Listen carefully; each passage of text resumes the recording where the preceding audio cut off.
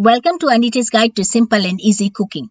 I'm Anita and today I will show you how to make mango murabba or mango in syrup. So let's get started. I've got here 5 mangoes which I have washed and peeled, 1/4 teaspoon of yellow food color. You can also use red food color or orange food color. Color is optional. 2 cups of raw sugar, or you can add it according to your taste. 1 5-centimeter piece of cinnamon stick which I have broken into pieces. 5 cardamom pods and 1 tablespoon of lemon juice to stop crystals from forming in the syrup. Cut all the mangoes into small pieces and put it on a plate. Place a fry pan on high heat. Add mangoes, sugar, cinnamon stick, cardamom, lemon juice, and 1/4 teaspoon of yellow food color. Mix it well and cook it until the sugar has dissolved and the syrup has started to boil.